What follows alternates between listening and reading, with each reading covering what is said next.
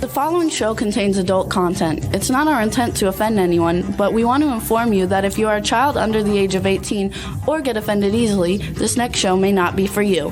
The content, opinions, and subject matter of these shows are solely the choice of your show hosts and their guests, and not those of the Entertainment Network or any affiliated stations.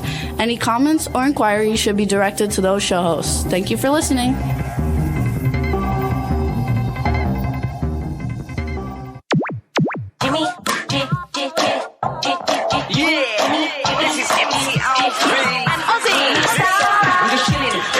Sitting down and designing, where every man in a thinking, what are we gonna be wearing?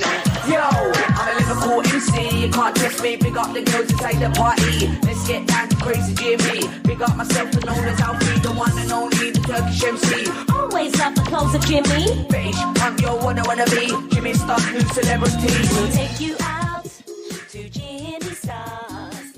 Hey ho! What's up, everybody? Welcome to the Jimmy Star Show with Ron Russell, bringing you the good times in music, fashion, pop culture, and entertainment. We have a fun show for you guys this weekend. Before we get started, let's say hi to everybody, starting with my cool, outrageous man about town co-host, Mr. Ron Russell. See, he could be nice to me when he wants to be.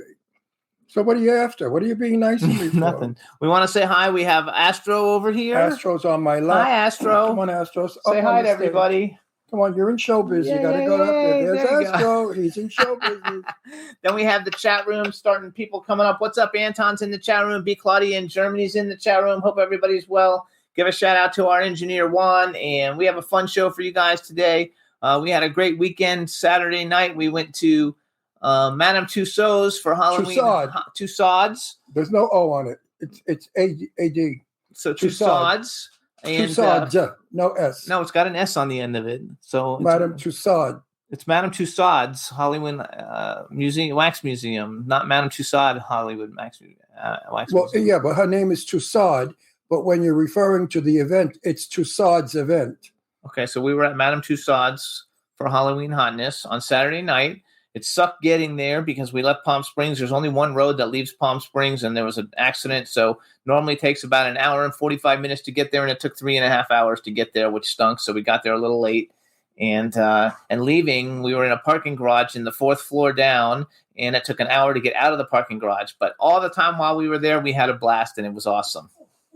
You know, we have just too many people living in Los Angeles. There's a wonderful sign when you come from the airport into L.A., it says Los Angeles population, and underneath that it says too many. Yeah. And I agree with that. So we saw all kinds of fun people. We saw, as soon as we walked in, we saw Mike Ferguson, who's always on the show. We saw Sherry Davis. We saw Dave Bailey. We saw Ray Michaels and Frankie. Frankie Ramon. Yes, Romano. And then we saw Devaney Pinn. And I forgot all the people. Marcel Waltz. Oh yeah, Marcel Waltz and Sarah French. How can we forget them? They're our dearest friends. And then we also had I met Michael Learned, which I don't know if it's Michael and my very good friend Janae Montague King was there, dressed as Liz Lauren, who looks like Sophia Loren, and he looked absolutely smashing. And I met Michael Learned, who's the mom on The Waltons. Right. And she's also in the new Dahmer TV series. Was there. And George Chakiris, Academy Award winner for West Side Story, was there. And so many people. I mean, so many to name. I can't even begin to name them all. But I think we had about 800 people, maybe more. Somebody said close to 9. And we raised $16,000. Over 15,000. I think 17,000 ended up. And the line waiting for the red carpet was 4 or 5 wide by about the whole rooftop. I would say, I don't know how long it was, but there was a mob scene for the red carpet, which was really crazy because nobody really got to do the red carpet well. Nobody was there to tell you position 1, 2, 3, and 4. So when people went on, they went into position 2 or 3 before they did position 1. And one photographer was Getty, another photographer was somebody else, and they get annoyed if they don't get the picture in front of them. They have to shoot sideways, which is somebody else's position. It's all bullshit. Al Burke was there. Everybody. And James Duvall from Independence Day and Gone in 60 and Seconds. The costumes were fabulous. The guy that came as It was absolutely the stealer of the show. It was fabulous. Jimmy, of course, was Chucky and looked great.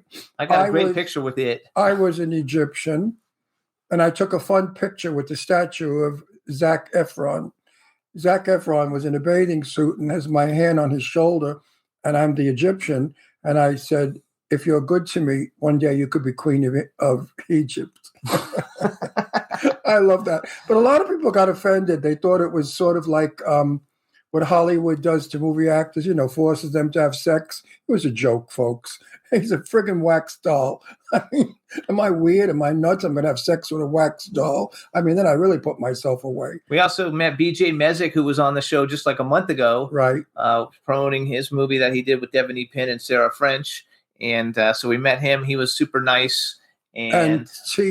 And last week's guest, Lillian Mortis, was there, and she did a performance. Right, with her husband. Mortis. And what's her face was there? Tracy Lee Coco, who was on our show a couple of months ago from Star Trek.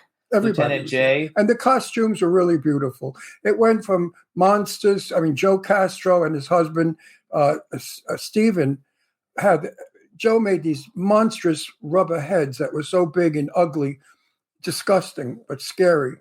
But beautiful. Joe Castro is really a master at creating effects for horror films. Absolutely. Who else? There's a whole bunch of people. Just a bunch of people. We had a lot of fun. The evening went so quickly. Next thing I knew, it was 11 o'clock and everybody was gone. Right. Everybody went out to party in Hollywood. Of course, we didn't go to party in Hollywood because we had a 2-hour drive to get back to Palm Springs. Which ended up taking 3 hours because of traffic, and we had to get back to Astro. It really stinks in one way living in Palm Springs because we really socialize in LA, Los Angeles.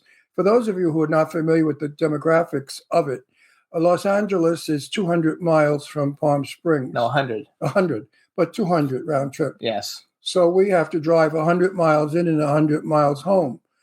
If there's no traffic, it's okay. But if there's traffic, it's a very long adventure. So B wants a quick picture. So look up at the camera and smile. There you go, B. Love you. So, no, we had a good time, though. Also, today is Sean Kanan's birthday. Yep. Happy birthday, so we want to wish Sean Sean Kanan a happy birthday. It was his wife's birthday 2 weeks ago, and we went to a party for that. And Sean's a good friend of us and been on the show many times. Oh, it's not us. Where'd you learn to speak English? He's a good friend of ours. Yes, from Florida. No, from a friend of ours, not a friend of us. And you're supposed to graduate, what, 6th in your class? Yes, I graduated 6th in my class. He doesn't know geography. He said he didn't have to learn geography. His grammar I don't know. His grammar is I write atrocious. very extremely well. I know that, but your grammar and speech is atrocious. That's okay. I mean, I got kicked out of school at 16 years old. I did. I got kicked out of high school. They said, Ron, we don't think that high school is good for you. And I said, you know what? You're right. I'm an actor, and I'm going to go out and become a movie star. And I left high school. I went to hairdressing school. I learned to be one of the top New York hairstylists, made a lot of money to support myself while I was pursuing my career in film. But I wound up on stage more than I did film because it's New York. And here I am today, 82 years old in films. Yay. So you see, never give up, folks. It's never over till the fat lady sings. That's right. Never over. And Anton is in the chat room. Say, hey, Anton. Hi. And for those of you who like my wristwatch, I have my Mighty Mouse wristwatch on. Mighty Mouse, Mighty Mouse. Jimmy bought me this in a flea market. We were in a flea market in Pennsylvania or New Jersey. I forgot where it was. Pennsylvania. And I spotted the wristwatch. And I said, oh, my God, I love that wristwatch. But it's going to be a fortune of money because it's an original Mighty Mouse electric. I think it's an electric. Yeah, it's a wind-up wristwatch. And I went over and I said to the man, I said, how much do you want for the Mighty Mouse? He said, give me $10. I almost fell out of my boots. I said to Jimmy, $10. Let's do it. So we bought the Mighty Mouse wristwatch for $10, and I love him. I love Mighty Mouse. He was always one of my favorite cartoons. He has Mickey Mouse. He has all kinds of and I just love. I really wear him because I don't want to scratch the lens or damage him. So I'll wear them like now because I'm not walking or moving. I'm sitting here. But remember Mighty Mouse? You remember him? He's going flying down, little mouse, so cute. Anyway. Teresa Sabin just joined us too. Hello, Teresa. I'm a child at heart. And that Dawn, who likes your watches, is having a medical procedure done today, so she's not here. So let's just say hi. Dawn, we're wishing you the best in your medical procedure. Yeah. Hope it all goes well. But my mother used to say to me, Ronnie, when are you going to grow up? And I said, I'm never going to grow up, Ma. I'm going to stay as young as I can forever. And I believe that a young mind makes a young body.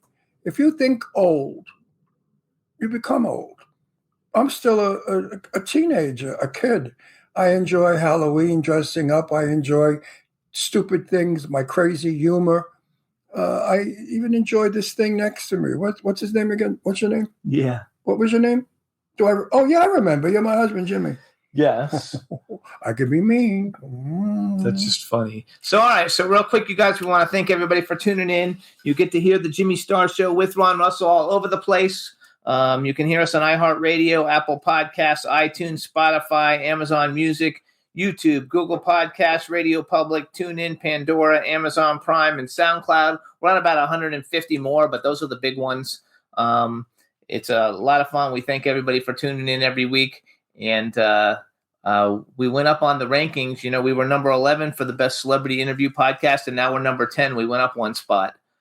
So I guess they change all the time. So we want to thank everybody for listening. not going to be happy till we're like number 1 or 2 or 3. We're going to get there. We'll get there. I hope so. We're new to the list. You know, we've been working hard on this show, and I have to put up with this jerk for how many years? 14, 11 years? I love him, though. I really love him. 10 years. I love Jimmy to death. He's it for me. Till death do part, and that's for sure. But he just annoys me. Does your husband or your wife annoy you sometimes where you want to punch them in the face, but you can't because then you get arrested and they sue you and you go to jail? But I mean, yeah, right. Better still, you know what? I had a cousin. I will not name her. Gorgeous cousin. She looked like Jane Russell also. And she had a husband who she found out cheated on her. So I said to her, how are you going to handle it? She said, oh, it's okay.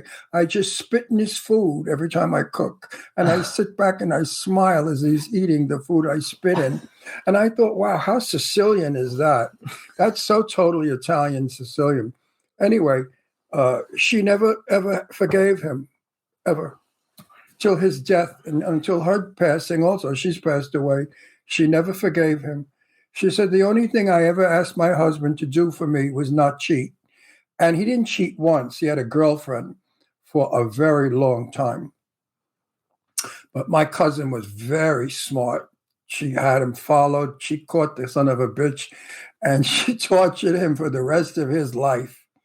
You ready for our guest? I'm ready for our guest. Yeah, that was all right, you gossip. guys. I know. Everybody likes a little tidbits. bit of gossip, right? Don't we like a little dish? So now we're going to bring on our first guest, everybody. His name is Michael James Lazar. Yes, it is. And he's got a long-ass name. It's not longer than most. I mean, there's a lot of people with long names. Yeah, that's true. If I were to use my real name, forget it. We've taken up the whole screen. Hey! There you are. Say something. Let's make sure we can hear you. Can you hear me loud and clear? It should be working.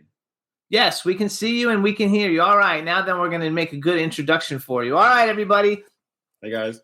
Now we want to welcome to the Jimmy Star Show with Ron Russell, the super cool and super talented Michael James Lazar. Hello and welcome to the show. Yay! Thank you. Thank you guys for having me. I appreciate it. Started, I know you know Ron, but we do this anyway. So this is my cool, outrageous man about town co-host, Ron Russell. I'll make believe I don't know him.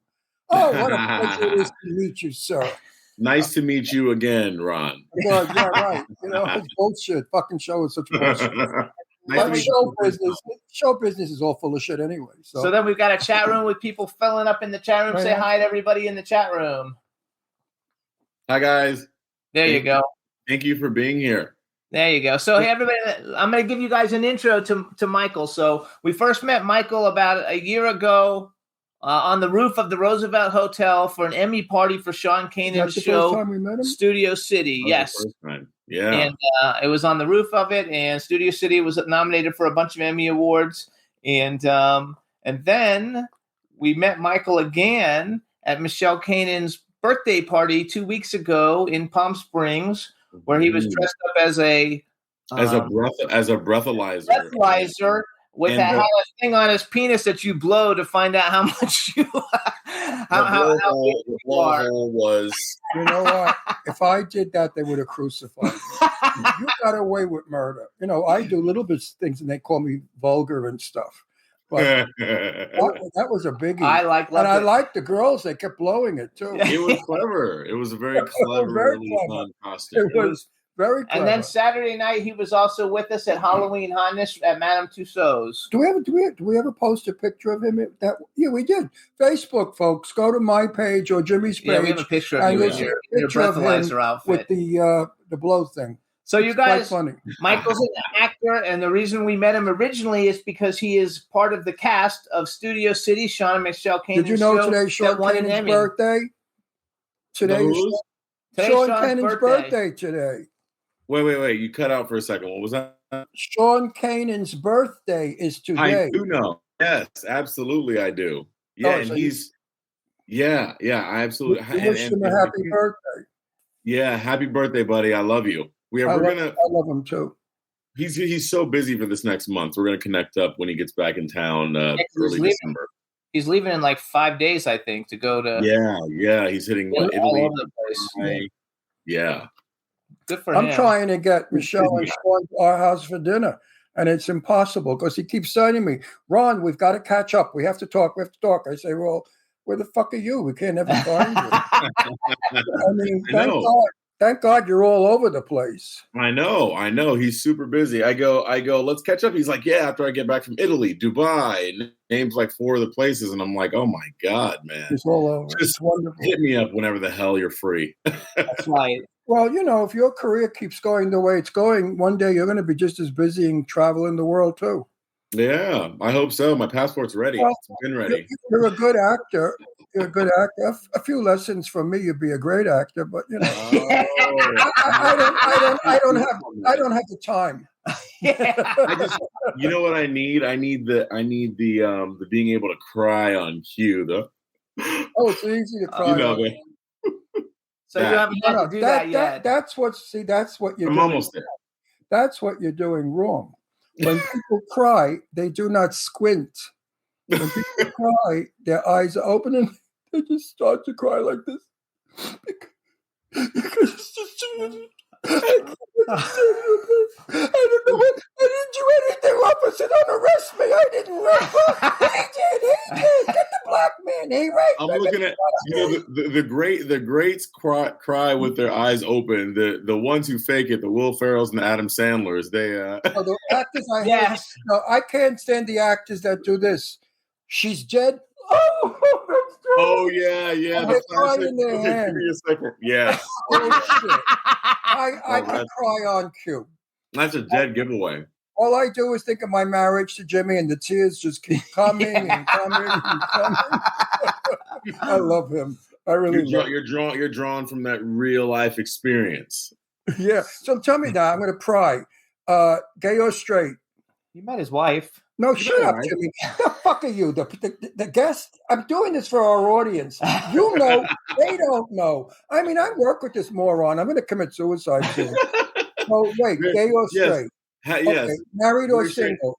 I'm sorry. Oh, married. Married of to a beautiful girl, I bet. My wife Marlo of 7 years. We have 2 amazing kids.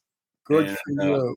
And let me tell you, folks who are not married out there, it is tough, especially in these days. I feel like the pandemic ripped so many couples apart, right? Like it tested the strength of relationships. I know. That's why my next question to you is: you got $3,000 to lend me to divorce the son of a bitch?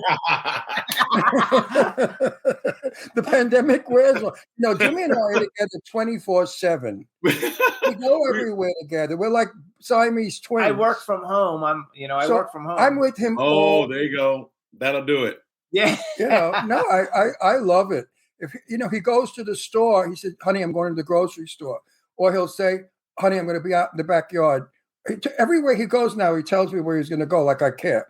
Right? I'm interested. He's going to the bathroom, but That's what they'll say to me. Oh, I'm going to the bathroom now. I'll say, let's celebrate. Or don't forget the flip side. Where are you going to? Don't forget the where are you going. That's important. If I don't tell him, then he'll ask me where I'm going. So Exactly. I just tell him. Oh, yeah, I'm going here, but where are you going though? Where are you going? Is your wife, because you're good looking, is your wife jealous of you? No. At least I don't think I haven't had sex. Well, don't bullshit me. She's not jealous. If you're naked in bed with another hot chick making a movie and you're kissing, you mean tell me she's not a little annoyed that you have to wear a jock strap to keep it down? I haven't had those scenes yet. Well, when you do. But yeah, I feel like she would. There would probably be a lot of conversation around that. So, conversation, a lot of punches in the face. What do you mean? There could be that too. I would hope not. I'd hope not. No, because I have a very good friend of mine who is a very famous actor. I won't give his name. And he has problems when he does those love scenes with women. He gets a big erection. So they tape it down. They actually put tape from his penis around to his butt. Yeah. And he said sometimes the tape breaks. So I said to him, aren't you lucky? Keep bragging. But his wife has difficulty with it. And I've spoken to her about it. And I questioned her. And she said, Ron, it's the thought that he is having sex with her that turns him on and that I'm jealous of. I said, listen, he's a man. Get a hole, put hair around it, and the man jumps on it. It doesn't matter. It could be in the wall, a hole in the wall. Put some hair around it, man will jump on it. Yeah, I mean, it's, I mean, and it's funny because I've heard a lot of actors talk about it, and it really is awkward. If you look at all those actors from Euphoria and then talk about the love scenes, they'll tell you how awkward it was and how, strange it is and how they approach it like a job. It's not what people think out there. Well, let's put it this way. What if you were in a movie with Angelina Jolie and you had to lick her nipples? Maybe he doesn't like Angelina Jolie, though. No, I love her. And she's a sweet person. It would be, you know what? It would be. I love her. I love her too. It would be strange because a lot of these people are friends first, right? And then you have to work with your friend on camera. Right. And that's do weird. And feel right. So that's weird. Right. It'd be strange, but you would you would do it, right? Like that's. Yeah. But Lorene Landon, that hot, sexy broad, Lorene Landon that everybody would love to bang. Everybody wants to bang her forever. She's so hot and sexy. Played my wife in a movie, and we had to make out. Lorene and I are best friends. I mean, we're like brother and sister. She came to our house for Thanksgiving. So while we're doing the scene, I'm on a bar stool with my legs open. She comes between my legs, and like a son of a bitch that she is, that she loves to joke, she started sliding up and down my crotch and rubbing her boobs on my crotch. Of course, they never used that scene. But I told them they should have. She did it as a joke. Then she's licking my neck. And then when we kissed, she stuck her tongue in my mouth. She's funny. She did it as a joke. And I just thought, my God, this is so uncomfortable. But you know what? Joe said he's going to use it as an outtake in one of the movies. I like one. Oh, I would have given anything to see your face when that was happening.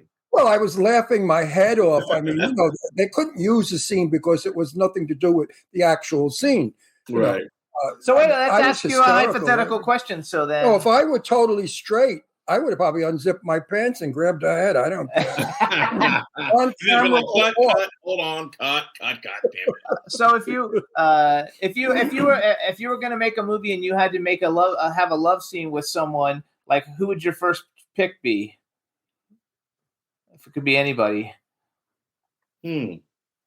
And it can't be your wife because I know that it would be your first choice. Is your wife an actress? No, she's not. You're going to get your ass kicked. I would keep my mouth shut. I know, right? With this answer. Next question. He's a dead man. We're never going to see him. No, that's why I specified that he's. Michael, we will never see you at another event. Look at Ron. Ron's trying to protect me right now. And that's the next event, your funeral. She's going to bust your ass open. No, let's change it. If you had to make love to a man, what man? At least you won't get in trouble. At least she won't get worried. You know what? Sometimes in a movie you have to do that. Let's see here. Will Smith, very handsome man. Very handsome. There you go, Will Smith. He said Will Smith, very handsome man. Will Smith? That's funny. All right, so let's go back. With me, it would be Jason. Oh yeah, he likes Jason Statham. Statham's an amazing person. He's a great actor. Great, yeah. Something new and exciting. I love how he Incredible. beats up 8 and 10 people at once. So hang on, you guys. First of all, you guys, if you want to follow Michael on Instagram, he's MJ Lazar, Lazar. So an M, a J, and Lazar for Michael James Lazar. Go follow. I post Yep. interesting stuff. Follow him. You have beautiful teeth. Thank you. How often do you brush? Once a week. No, you're full of shit. No, seriously. No. I brush. I mean, it's a thing where I remember as a kid, like I really had a hard time brushing, like I just did not like doing it. But as an adult, I probably do it after every meal. Just because you know how you feel things like in your teeth and you just ate and you want to, it just feels weird, I do that too. Well, if you're Even now. When you're working on a set, sometimes the roach coach has garbage food that sticks to your teeth. Right. So you have to brush it. Carol Burnett brushed her teeth about 8 times a day. Oh. And she boasts that she never got a cavity. So there is something to brushing.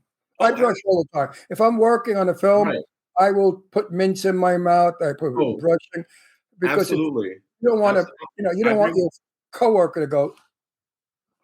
No, you're absolutely, because you're working in such close proximity with everyone. So I have a little bag of all my leather bag of all my Hoodies. I have one too. Bathroom utensils, and so I'll bring that, put it in my trailer, and as often as I'm able to go back and brush, I'll do it. Next question: did you enjoy working on Studio City? I did. It was a unique experience working on Studio City. Prior to that, Sean and I. So originally, Studio City's concept was something a little bit different. And Sean, the way I met Sean is because he lived in my building, and so we lived in the same place. And he had a script, and he was like, I got the script. We're going to do a cold read, a table read. And I want to hear this roll out loud. So I was like, okay, cool. So I went down, we did a table read, and it was more of I want to say it was more of a comedy, to be honest. Not so much of a comedy. Really? Yeah. And it was fast paced and it was hilarious. And this was I think only like a first or second draft. Well, and we watched every one of them. Yeah. And it was, and so it was different than the Studio City that was released, but my next question is because I want to talk. Fuck you, I'm talking. You talking? My next question is a very serious question, and I want a serious actor. Things have changed for Black actors. Mm-hmm. Did you ever feel like the token Black actor? They had to put a black in, so they stuck you in a movie or a film. And what did that feel like if it happened? No, I've never felt like that. And to be honest, if I am like one of the only Black people, I feel fortunate. I'm like, really? Okay, we have a good friend, who I'm talking about, who's going to be in my movie. My buddy, who I shared my trailer with, Black actor. I won't name. And he kept saying to me, I'm the token Black in this movie, and I kept saying to him, no, you're not. You're just a good actor, and we needed you in that part. Right. Lighting screwed up. There's a scene where I'm counting out money. Okay. And it's a dark room. All you saw was his teeth and eyeballs. Oh no! And they left. He has nice teeth like you, and they left it in the movie. And he's a darker skinned guy. He's probably a darker skinned guy. He's darker than you are. Rufus, he's cool. Maybe you know Rufus. Wait a second, whoa, tall guy, right? Rufus Dorsey, handsome, cool guy, really good looking tall guy. Only loves blondes with great big tits. He's a wolf. I love Rufus. Is a good buddy of mine. And when I saw the film, I almost died. We were like laughing because it was so funny. I laughed after I died because at first I went, oh my God. And then I laughed because I remember this stupid guy lighting it. He wanted a dark, sort of mysterious, spooky effect. But they lit it for 2 white guys. They didn't light it for the Black guy. So I kind of was pissed off about that. It's, what? And that's so tricky when you have a darker skinned black person and you have a white person or a lighter skinned person, and you're trying to set the tone in the lighting, and it has to be challenging. It has to be extremely challenging. Well, Yeah. I got very tan because I've been going to the pool. I stopped going in the sun because I'm filming another month. Mhm. And I know if I get almost your color. I'm a little bit lighter. I'm Italian. Italians are like black. Oh, people, yeah, you guys get dark. very dark. So Yes. I know that when we film, they have difficulty because they light the other guy and I come out blurry. And it's anyway, yes. That's hang on, I why wanna go Sophia into other Loren things. had that problem. Sophia Yeah. Loren always Mhm. was black as anything. And when she shot, they had to do special lighting on her. And then Cary Grant was dark, so it was okay. But when Sophia was with an actor who wasn't dark, they had a lot of trouble. Oh, wow. Yeah, I can see that. So it is a I lighting want to brag, problem. first of all. Okay, so first of all, you guys, Studio City, for anybody who doesn't know what it is, it's an Emmy-winning dramedy. It's on Amazon Prime. Some of the people in it, And who wrote it? Sean Kanan, Michelle Kanan wrote it. Sean Kanan, Aaron Michelle Soto, Philip Bruin, Tristan Rogers, Natalie Byrne, Carolyn Hennessy, Anna Maria Horsford, Michelle Kanan, Ron Moss. We've had everybody on our show except Natalie Byrne. Now that and Philip, there's only two left besides you. Everybody else has been on the show of those people. Anna Maria? Was Anna Maria? Yeah, on oh yeah, we had Anna Maria on the show. Yeah, she I was love Hennessy. Hennessy's part is so. and Anna Maria. He was talking about Anna Maria No, but I'm Horsford. talking. Yeah. Oh, I love Anna Maria. You couldn't see my Yeah, best. she's amazing. He was so great. We were almost making out on the rooftop party at George's party. I'm in love with her. I loved her way back in early television when Yeah. she was that poor little girl in love with the minister who didn't give her a second look. You're too young. Yeah. She was I in was like, which one was this? way back in the 70s, I believe. She was a beautiful young girl in love with this very handsome black guy who was a minister. And he didn't even know she was alive. And she It was pined. a really big show. Every week she suffered and pined over him. And I fell in love with her character and her then.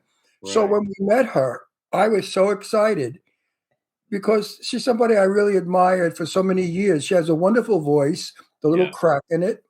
And Yeah. when she talks, and she's adorable. And in person, forget it. And as Medea's friend in the Medea Christmas movie, Funny. she's freaking awesome. She's great. And she's in so Hacks great. too. She's in Hacks. You know, you have to. Yeah. I love Hacks. You have to be Yeah. careful today when you praise black actors because people think you're full of shit. You're just saying it because it's the in thing to do now to help the black people. I don't believe in that shit. Black, white, green, orange, or purple. If you're a good actor, you're a good actor. I Yeah. adore you.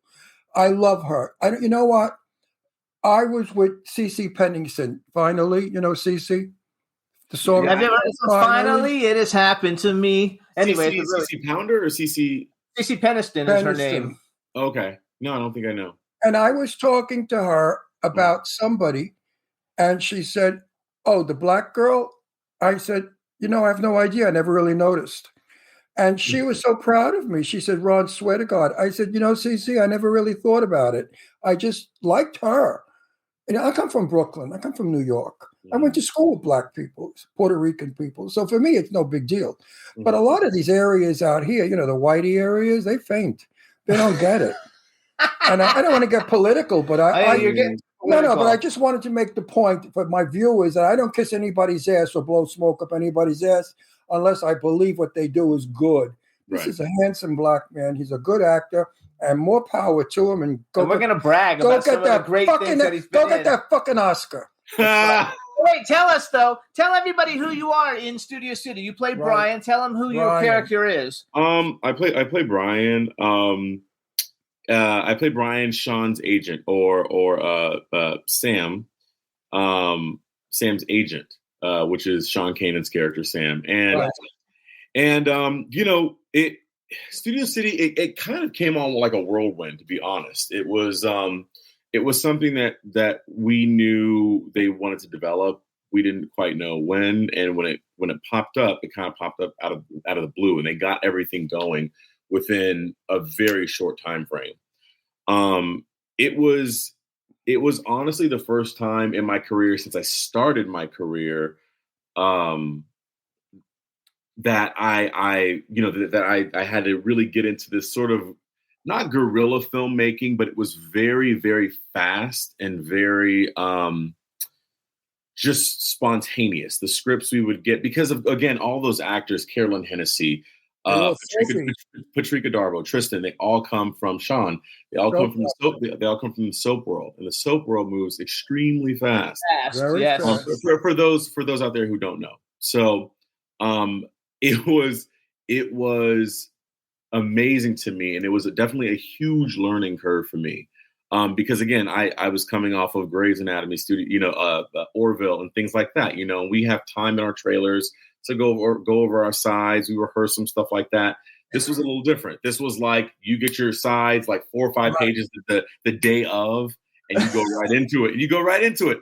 So it was a huge learning curve for me. But and if you drop your lines, they beat you up. Yeah, right. Well, I mean, they get really mad if you drop your lines. Yeah, it's one of those things, on one hand, I'm really glad because the experience was really beneficial and helpful in that way. And it made you pull everything out that you knew, as an actor, how to prep and how to get ready. At the same time, my character in particular, I feel like I wish I had a little bit more prep time for that because it's so there is when you really think about Sam and my character's relationship, his agent, it's layered and there's history to that. And I wish I got to develop that a little bit more. But if we continue to go, you try to make him he wants to be an action star, and you're giving him like diaper commercials or some shit. Right. Yeah. Yeah. Oh yeah. It was so funny. Sean and I, we had our best moments when we could just kind of riff. I feel like when we just went off the cuff and but of course they didn't keep those takes. So yeah. No, but in soaps you have to do verbatim. You cannot insert another word that's not in that script. I spoke to Sean about being on that show. There was almost a role for me playing Sean's father who raped his mother. Oh, I don't think they ever shot that anyway. So Sean said, they never shot that. He said, but Ron, you can't remember lines. I said, of course I can't. I'm 82 years old. How can I remember lines? I said, but I will know all my lines because Jimmy talks them to. I have an earplug. And every movie I make, I don't even know those lines. I remember some of them maybe. Right. But Jimmy feeds me my cue lines. So I'm wonderful. I never drop a line, and people think I'm brilliant. You're like Brando. Brando used to do that. Remember that? Everybody does that. Johnny De Niro. They're all doing it. And that famous one that everybody loves, the old lady. What's her name? Everybody wants to be in the movie with her. Meryl Streep. Meryl Streep. She uses one. When you get to be a certain age, who? Meryl. I don't know that she does. I know the other people. No, do. Meryl Streep uses an earplug. Listen, when you get to be near 80, you don't remember too much of anything. Yeah. True. It's age. It's not. I don't want to say, true. Like I know this. I don't know that. I would hope. How old are you? 30? What are you, 30? All of 30? 36. 36. You got a long way to go. You got a long way to go. But I hope I make it to 80. Yeah. When I was your age, I come from New York. I did stage. And I remember everything. Yeah. I had no problem. Right. Now I read it over and over again. Then I go on the set and I go, ooh, what was the line? He actually remembers the lines a lot of the times, but he doesn't remember where they go. Like he doesn't remember what the cue line is before his line. Right. And so a lot of times he knows the line pretty much. I just have to give him a little bit to Once to he get gives it going. me the lead, all he has to do is give me the lead, and I'm right there. Okay. But I forget. Like, in other words, when you read a script, you have your passage, their passage. Yeah. I can sometimes skip a passage and go to the third passage, which has nothing to do with the second passage. So that's the problem. But in the meantime, he's got 6 films coming up, so he's working. I just put about 4. I put now, are you behind the camera with that too? Are you in the? I produce. Yeah, he produced. I produce. Okay, so I know you produced, Jimmy. I wasn't sure if you produced. No, Ron doesn't produce. Ron's talent. I'm just talent. Ron's talent. I'm like the go find the money guy, and then I've been in acting 64 years. Wow. And I love when they say to Ron Russell, an overnight hit. Yeah, 64 years worth of an overnight hit. You love that? Yeah, you gotta love that, right? Oh, we've just seen you. Where have you been? Wow, this is amazing. It's like I've been 64 years to get where I am today. Right. Boy, oh boy, was that a schlep. Well, okay, so wait, we're gonna do some bragging. So, because you've done extensive television, and I mean, like, not television like on without an earplug. Yeah, without an earplug. He's done expensive television. So, you guys, here's some of the shows that he's been on: Grey's Anatomy, The Orville, I'm Dying Up Here. That's the only one I didn't know. Lethal Weapon, Super High, Bones, Jane the Virgin, Criminal Minds, Army Wives, Big Time Rush, Animal Kingdom, Roar. This Is Us, like the biggest show on the fucking planet. Brooklyn Nine-Nine, As We See It, 911. I mean, those are all huge. And I have to tell you that I never saw you on Big Time Rush, but I love those musical parody kids show things, and you played a rapper on there. Did you actually rap? Oh, yeah, I did. That was actually I did. That was actually my very, very first role, major speaking role that I ever booked. I believe that was like back in I didn't even have an agent. I think this was funny. I was still doing background work. I want to say this was back in 2009-ish. And it just so happens that whoever was supposed to fill this little slot for this montage they were shooting for Big Time Rush either didn't show up or something, whatever it was. And so the background agency I was with was like, hey, can you rush to, where was this at? Can you rush to Paramount and shoot this? I was like, absolutely. And it's a speaking role. Are you kidding me? Tell me how soon I need to be there. I'll get all my shit. I'm coming. And so, I got there, and it was my first speaking role. And so, it was, I had to rap. They were doing this montage. I had a friend of mine who is an extremely talented operatic singer. And he also booked a role in that little montage. So he did his thing. I did my thing. It's a really quick clip. Because it's, again, this little montage part, but it was funny. It was fun. But that was your SAG eligibility then. That was, back then. Yeah. I believe it was. Yeah. So 2009, I thought I said 2010, but so 2000. So basically you're like 13 years you've been acting as a speaking person. Well, I wouldn't say that, because I don't take it from when I got that, because after I got that, I really did. I had no idea about the industry. I had nothing. So I really take it from when I booked my first television role, like with my agent, which was 2013. But I guess we could take it back to then, because I was doing theater. I was at that time, like, I'm rooted in theater. I'm rooted on the stage. So up like from like 2007, 6 up until about 2009 or 10, I was doing a lot of theater, tons of theater, background work. And then around 2012, 2013, I finally started to wrap my head around this industry thing, right? And got an agent, and that's when I booked Army Wives, which was my first role. And then from there, it was a big show. It was a big show. Michael, I firmly believe the best actors came from the stage. Absolutely. If you don't have stage experience, you don't have film quality. Every actor that I know that's been terrific has been stage. It's giving me goosebumps so much. Yeah. You have 350 people listening to you, and you have to make them cry, laugh, or be frightened. Is a thrill. Yeah. I miss performing. I'm actually gonna. I'm looking into it right now. I have a friend of mine who is performing all over in the theater right now in Los Angeles. And he was like, hey, man, you want me to introduce you to some, the theater casting directors that are going on, that are happening right now, that are casting? I'm like, absolutely. So I'm I'm probably going to get back on the stage very soon. So you need to. It sharpens your brain. It makes you sharper. Absolutely. Michael, where are you from? I'm sorry? Where are you from originally? Oh, Los Angeles. I'm from here. Oh, so you're in LA. Oh, wow. I'm LA. Yeah. I'm not hardcore New York. I know you New Yorkers in your theater. That's New York audience business. I like my audiences if they were primarily Jewish or mafia. Then I have really. Italians are the best audience, and Jewish. The WASPs are difficult because they sit there and they don't make any expressions. You don't know if they like it or they don't. I was going to say it has to be at the end when the production is done. Jewish people and Italian people are with you every word you say. It's wonderful. I do miss performing. I don't call myself an actor. People say, are you an actor? I say, no, I'm a performer. Yeah. Because I've performed in television, stage, and film. So basically, you're a performer as well. Because absolutely. Do you sing? Like, do you do musicals? He sang. Oh, you sang? No. I'm a horrible singer. I also swept the stage floor. I also helped paint sets. I also sewed costumes that ripped. Really? I did everything. Oh, you don't know. So I never sewed costumes, but here's another little tidbit. I worked, again, when I was trying to find my way into the industry and what I want to do.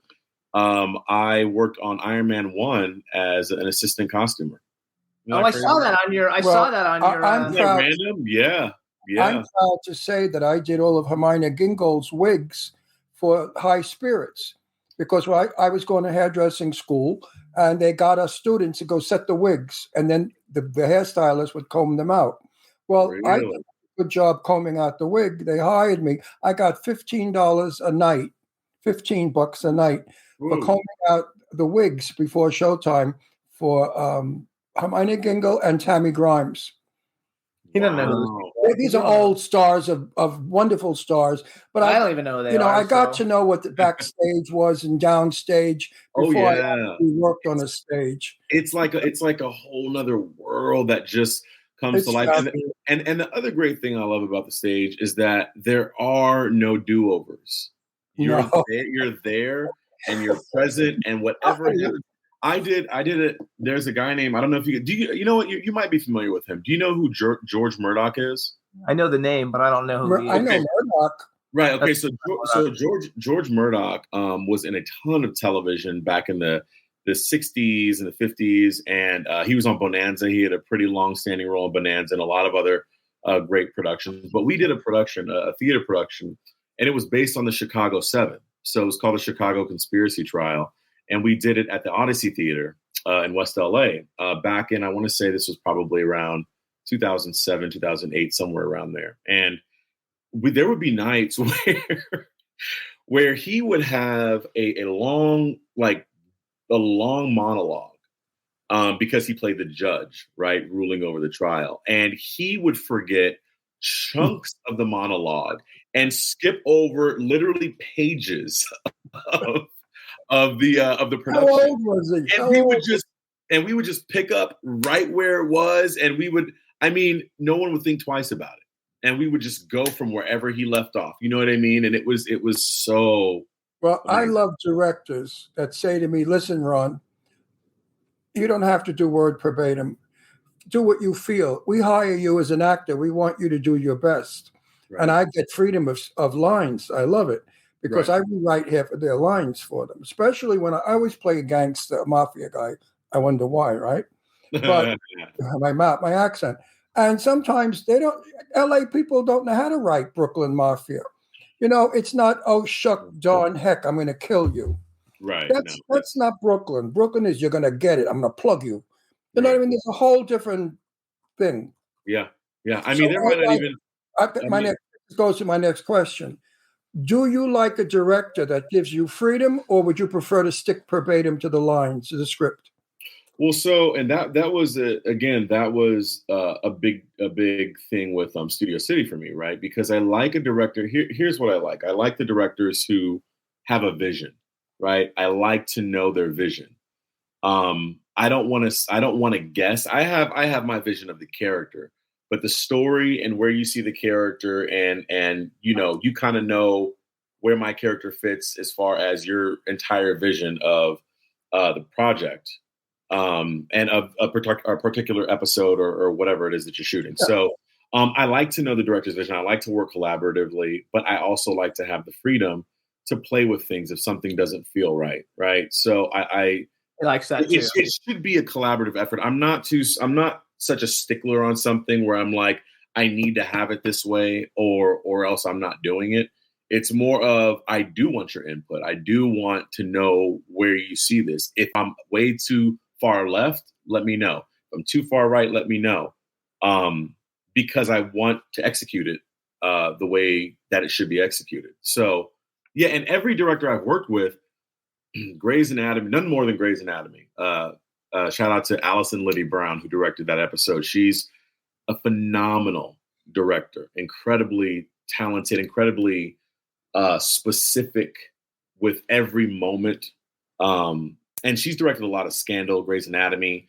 But those scenes are, they're so specific and so tight every word of dialogue you believe, and because she doesn't move on until she gets that from the actors. So I write dialogue. Yeah. I wrote a movie, and everybody that's read the script said, "Oh my God, the dialogue is incredible."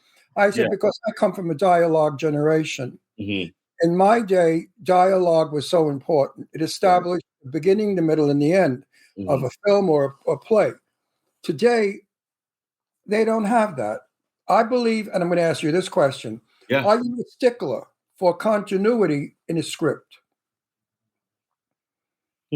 Some scripts you read, it starts off they're on the moon, then 2 pages later they're in the sewer, and then 3 pages later they're on an airplane. And you say, how the fuck did they get all those places? I mean, it has to make sense. It has to make sense. Continuity in the context of what's happening, right? Yeah. Like it has to. The show, the film. I was talking to a friend about this the other day because we're actually developing a project right now. But the films that have been greenlit that piss me off are all those a lot of those spoof films.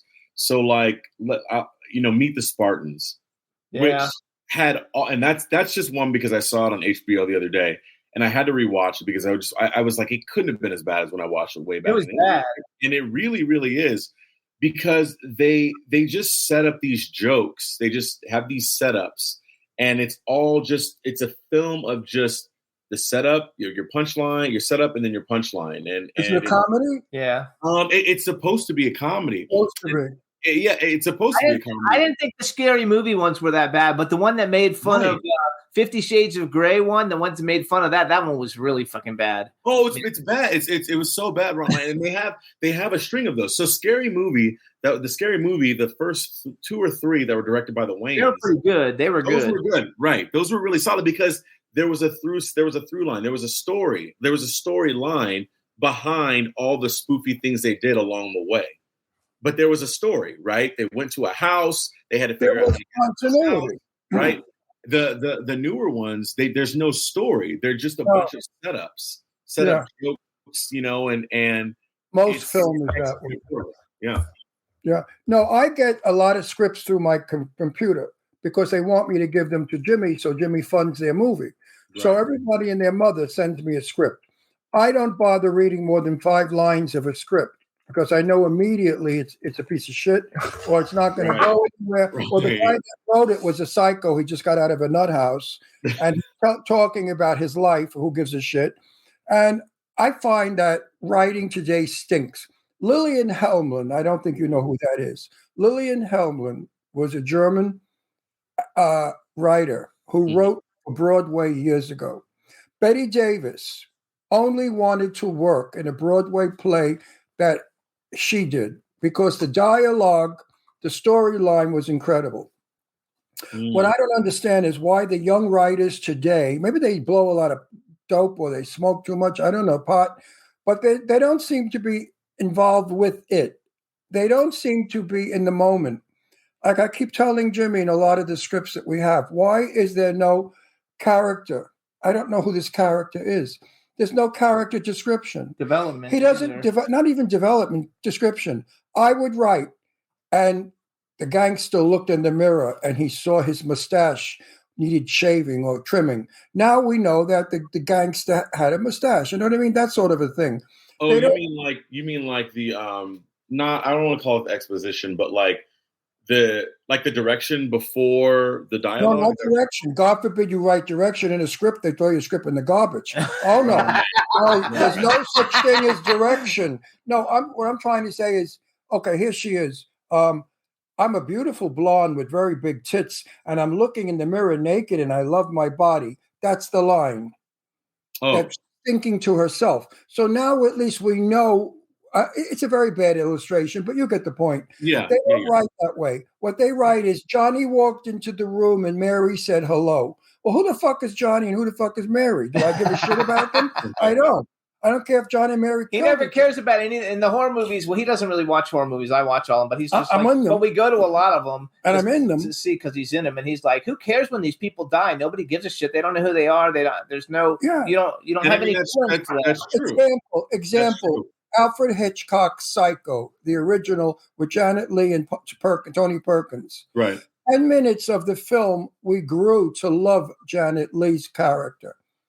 And But then that- she was but it- murdered in the shower. Boy, But did isn't that? But that's the point, though, right? Like when it comes to horror films, we care about Laurie Strode. We care about Janet Leigh's character. We care about who else? We care about Sidney Prescott, right? In the Screams. But the other characters, do we really? I mean, are they meant to be cared about? Or not so much. I mean, we care in the first Scream. We did care about some of her friends, like her who was it? Rose McGowan that played. Yeah, I cared about it. I liked a whole bunch of them. Right. And the guy who knew all the shit about the movies and stuff. Exactly. When he didn't get killed until the second one. Exactly, right. But So, I like those people. They can't. I think that the focus is still on the main character, though, right? In horror, and I don't know. I don't really know. That's something I really haven't thought about, the way horror is written, because it is a very specific type of writing, right? Like the way you write those stories. Yeah. Hang on, I want to switch this a little bit. So first of all, I want to say congrats, because like your TV roles are big. You were in, because two of the shows that you in the last 10 years, probably, or 12 years, Grey's Anatomy and This Is Us, probably like two of the biggest TV shows like of that time frame, Yeah. And so you got to be on both of them, and I think Animal Kingdom right now is like a pretty big show also. Yeah. You know Mike Ferguson, the guy with all the tattoos? Do you know Mike Ferguson? Because I never met Mike. No, I think I never met Mike. No. Okay. Michael scared the shit out of you if you see him. But he's the nicest guy on the pussy planet. cat. He's a lamb. He's a pussy cat in a heart. Scary. I got to work with the main brothers when we shot our two episodes, right? Yeah, so I was in two of those episodes. I think with the current season, yeah, because they're on their last season right now. So yeah, I was. I haven't watched the show, but I heard it's really good. Ron's daughter watched it; she said it's really good. It is really good. They do a good job. I mean, if that's kind of your thing, because they're taking it from the family lives in Oceanside, and they're giving a lot of props to Oceanside and that whole beach city, and they what's her name? Ellen Barkin is kind of the lead of the. I love her. Yeah, she's the grandmother, and she leads us. Love her. But isn't it basically like about it's kind of like the mafia, but it's not really the mafia. No, I mean, no, they're not really. No, they're not really mafia or something, like a drug cartel family or something. No, they're not even a drug cartel. They're just a family of thieves. They. Oh, okay. They're just a family of thieves, and the grandmother is the ringleader of them all. And so it's like she takes all of her grandsons and like teaches them how to, how to do this life and how to do it, in a safe way, so they're never caught. And so they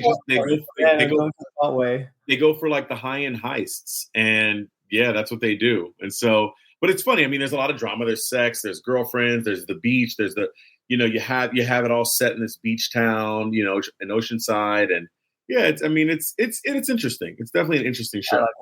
All right, 6 seasons. Yeah, 6 seasons. Here's my hypothetical then for you, because we've only got a couple of minutes till our next guest come on. All right.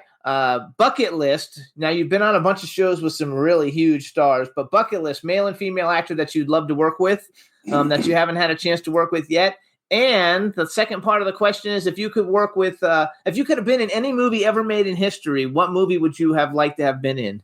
Oh, wow. That's a really, wow, man. Okay. Oh, I have two of those films, right? Okay.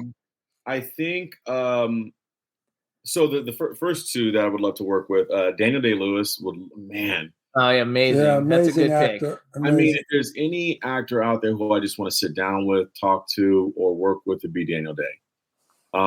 Because he's on a level that I think is just way above everybody. He is and I've seen a lot of them work. I've seen a lot of the greats work, but there's just something about his work that is unmistakably far surpasses everyone else. But so Daniel Day-Lewis, and I would probably say Four Corners. No, I don't.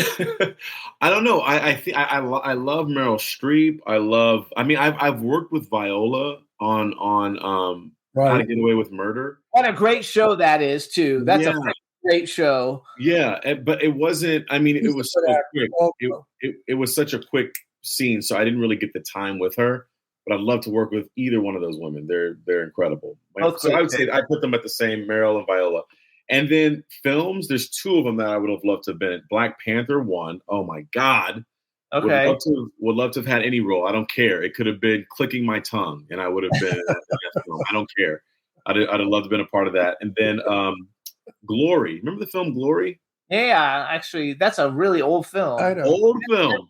Denzel Washington, right? I think that was Denzel's first. Yes, I remember that. Yeah, Matthew Broderick, Carrie Elwes. The story and the history in that, and the way they shot it was Morgan Freeman. Sorry, Morgan Freeman was in it. Yeah, Morgan Freeman. But it was such a beautifully told and beautifully shot story, and it's based on what really happened in the 54th Regiment. A lot of people just don't know that story. So those two films, I would have loved to have been a part of. I love it. I think that's fabulous. And if you were going to be on a different soap opera besides Studio City, no, he's never leaving studio. No. They're all on. So have you ever done any other soap operas? Well, I've been called in, and I have been called in a ton for General Hospital. What's the other? That would be mine. That's my favorite. I watched that all through college. No, Studio City's the best. No, I know, but this is different. There's two of them. There's General Hospital, and there's another one that I've been called in a lot for. And Bold and the Beautiful. And I have booked them, but it's like one of those things where they pin you. They pin you, and you wait to see if you got the booking, and they release the pin if they're going to go with someone else or whatever. But any soap. I'm not picky. I love to work. Michael, soap operas are no joke. They're hard work.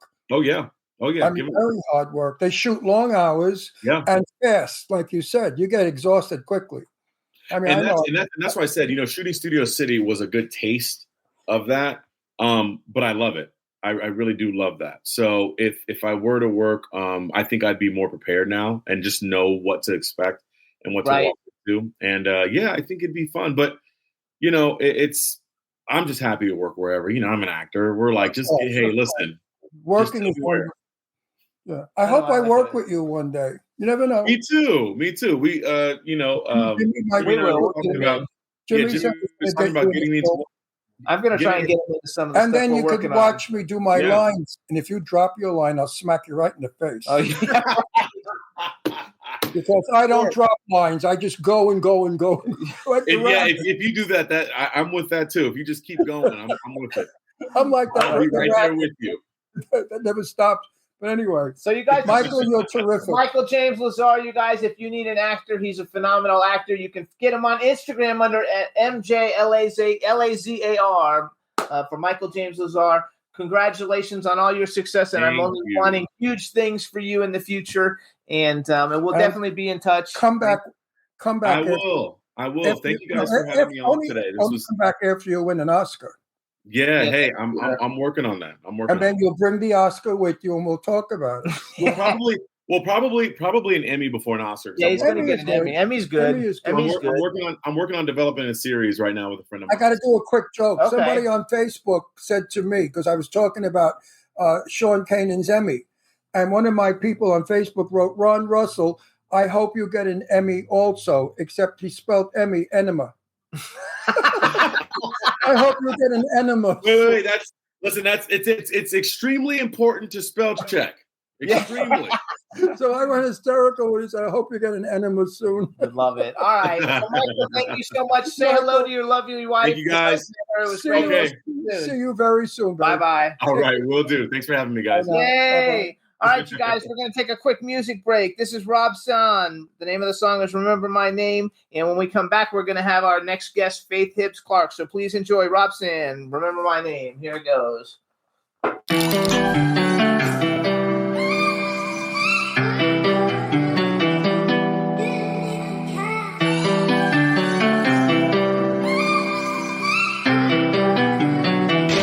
Yeah. Hold up, let me do my thing. Hold up, let me sip my drink. You don't even know my story. You ain't ever felt my pain. Yeah, I've been through the rain when it's stormy, but I know that the weathers don't change. They telling me that life is a gamble, so I bet you gon' remember my name. This year I ain't stopping till I make my way up to the top. Been working so hard, and now that I started, I won't ever stop. There's no time to be lazy. Gotta give everything that I got. If you don't got nothing to bring to the table, you cannot reach in my pot, no. There's no way I'm sitting around all day, chilling and twiddling my thumbs. They asking me where I get all of my talents, I told them it comes from above. I never pay attention to the hate, I'm only acknowledging love. I cannot dwell on the negative, that's how you get stuck. Hold up, let me do my thing. Hold up, let me sip my drink. You don't even know my story, you ain't ever felt my pain. Yeah, I've been through the rain when it's stormy, but I know that the weather's don't change. They telling me that life is a gamble, so I bet you gon' remember my name. She don't even know my name. They ain't never felt my pain. I know when it's time to make a change. I know when it's time to switch lanes. I can be stuck driving on the wrong way. And I'm my pace when I'm doing all the gas. Whole lot of my tank, I don't think it gets empty. This shit ain't regular, you ain't gon' find anybody else doing everything that we do. Promise you, we astronomical, it's so phenomenal. Started using my logic and all the impossible turned into probable. Let me do my thing. Baby, can you hold my drink? They didn't know me last year. Now they say my last name. Hold up, let me do my thing. Hold up, let me sip my drink. You don't even know my story, you ain't ever felt my pain. Yeah, I've been through the rain when it's stormy, but I know that the weather's don't change. They telling me that life is a gamble, so I bet you gon' remember my name.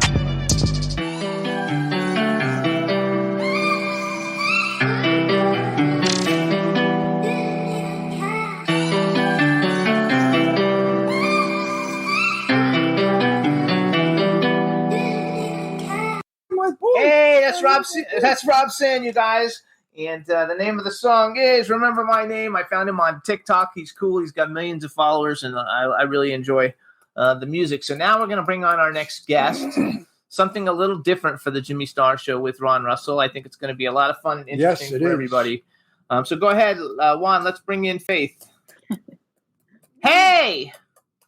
Hello. Hi. Can you hear us? I can hear you. Can you hear me? Absolutely. All right. There's a plane going over at the moment. So let me do an introduction then. Hey, you guys. Now we want to welcome to the Jimmy Star Show with Ron Russell, casting director, producer, acting coach, Faith Hibbs-Clark. Hello and welcome to the show. Hello. So much fun. Yay. So before we get started, let me introduce you to my cool, outrageous man about town co-host, Mr. Ron Russell. Okay, close Hello, up. Ron. I want you to look at my face. My name is Tony No, Curtis, don't do that. Yeah, he doesn't know that. And I'm a movie star. And nobody knows what she does. I know you can't do that. Jimmy, shut up for 2 minutes. Oh, this is his moment. I'm setting her up. I know, but we have to talk about it first, and we're not Jimmy, ready for that. Stop it. I hate when he does it. I'm setting her up to the audience because now the audience is saying, what the hell is Ron doing? I want anticipation for this lady because she's incredible. Okay, so I told him right before the song that one of the things that you do is that you're a deception detection expert. So that's why he's telling all these things. But I want to build up into that to talk about that a little bit. So you guys, this is since when do you direct? Faith, always. I got the director credit on the show. You don't direct. Well, that's bullshit because you don't direct me. So anyway, so Faith, hello, we're and married. Welcome to the show. We're married. Can you tell we're married? Yeah, I'm an expert on marriage. I've done it so many times. I've gotten really good at it. So you guys, real quick too, before we even start talking to Faith, you can follow her Instagram is Communication Method for Actors. Her website is actingscience.com and cmfatraining.com. They both go to the same site. And basically it's Communication Method for Actors. And she does all kinds of things. I don't hear an English accent. I read that you were born in England, but you don't really sound like you have an English accent. It takes about 6 ounces of a good Merlot to get it to come out. Comes back to me. I love it. Same thing with me. My Brooklyn comes back 1 hour in Brooklyn, and I'm speaking like, yeah, give me the over there, the thing over there, the green perk thing. I love it. Yes. So you guys, so Faith does a bunch of different things. It's very interesting because we've only had one, I think, acting coach, first of all, come on the show in 15 years. So we've only had one. We've never had anybody who's a deception detection expert. And that I want to know. I want you to teach me the tricks. So hang on. So there used to be a TV show on. It was my favorite show with Tim Roth. It was called Lie to Me. Did you ever see that show? I did, and that was completely the type of work that I used to do before I got into casting. I think it was a little exaggerated come around the 4th season. You know, he would go into houses with a gun and he would snoop around. It's like, they never gave me a gun. So I'm thinking that's a little bit of an exaggeration. But it's kind of the same thing though, then, right? You watch facial Absolutely, yeah. how people react to things. Okay, so tell us a little bit about what you do. We'll give you a free game to get us started, and then we'll ask questions from there. Okay, well, so I've been casting for 20 years, but I had sort of this career change because I used to work in, like you said, this field of deception detection. And that's the ability to read someone's body language and have a pretty good idea that if that person is lying or not lying. And if they are, or even if they're not, we have a really good idea of how they're feeling around that lie. Yes. Well, look, y'all lie 81 times per day. Those are the averages, and that you're lied to 300 times per day. And really? you know, yes, 81 times per day. You lie 81 times. Lie 81 times a day. She said, "People, you like meaning us. We lie 81 times a day, and when you're talking to other people, people lie to you 300 times a day." I only lie when I say I love him. Yeah, right. I'm going to write that down, though. I'm reading your body language as you speak. So be forewarned. I want you to know you're very beautiful. You're a pretty woman. Oh, gosh. Thank you very much. Very beautiful bones. I like your cheekbones and your pointy chin and your nose. These are the 3 most important elements. No, in a beautiful woman, Elizabeth Taylor, all of them. Heart shape, cheekbones, and chin. If you have the 3 points, you're a beautiful woman. Notice that if you're a good facial person, notice that in people's faces. Beautiful people have high cheekbones, pointy chins. Wait. I was an artist. Thank you. So how did you move, though, from being a detection expert to being, because you've cast, I mean, I went on your IMDb, I didn't write it all down, but you've cast like a zillion films. Oh, she's a movie caster. Yeah, movie casting director, Mm-hmm. yes. Casting director. Mm-hmm. Well, yeah, you know, we pivot in life, don't we? I think that the main catalyst for me changing into the film industry was I worked with a lot of trial attorneys. I worked with a lot of CEOs and even some federal agents and that type of world. But then I started working with politicians, and politicians, biggest ponies. They were very interested in how it was that I could detect their lie, because then they could try not to do those things. So we call that reverse engineering. And but isn't it everything they say is a lie? So it's so easy to say, you're lying, you're lying, you're lying, you're lying. I do wonder if the numbers go up for politicians. They just, I mean, really, they never answer the questions. The biggest thing that they do is the avoidance. Or they answer a question with a question. Mm-hmm. Exactly. Mm-hmm. We know very well what's going on. So now, seriously, what do you look for? Like eye quirks or something? What is it about the face that indicates they're lying? Well, first of all, it's not just the face; it's your whole body. Body language. And yeah, your whole body is speaking. I think what most people don't realize, and this is one of the things I teach to actors, is that when you go through life and you run into various situations or you have conversations with people, you are actually going to show your truth, your emotions through your body language before you even have a thought, before you even know what you're thinking. So your body is like the ultimate lie detector kit, because it's going to show your emotions and how you feel before anything else, before you even have a thought about how you feel. So it's the first thing. So what I teach actors in my communication method for actors is, if you want to be believable, if you want to be honest in your acting, one of the things you have to do is you have to emotionally regulate the same way that we do in our everyday lives, which means that reaction, that body language, and that thought formation has to come first. Because if you just spit out a lie, which is the line, it's going to read like a lie. You know, I always joke and I say that when people get, what's that? No, it's like method acting. Method acting, when it began 100 years ago, was to tell the truth about your character, not to lie.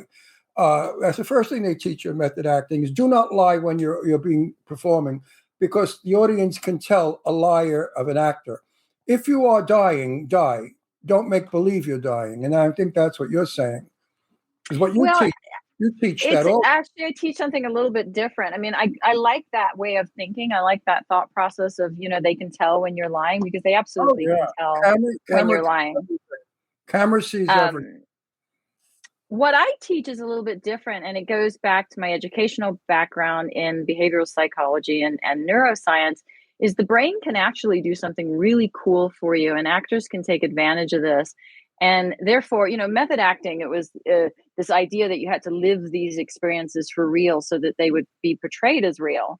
What I teach instead is body language coding. And the way that this works, it's really quite simple. Your body shows your emotion through body language. So if you're feeling angry at your partner there, like that never happens, right? No, I just do that for fun. That's all fun. So let's say you are feeling, what's something you might feel towards your partner, Ron?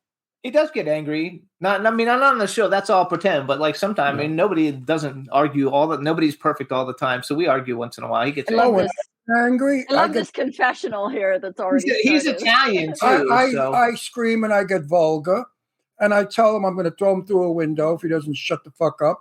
And I'm tough. I'm from Brooklyn. I'm a wise guy.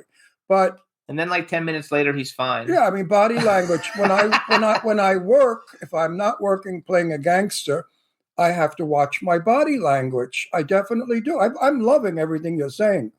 Because she was going to give you an example of something. No, I was, but I love the give us the example, and then we'll go on.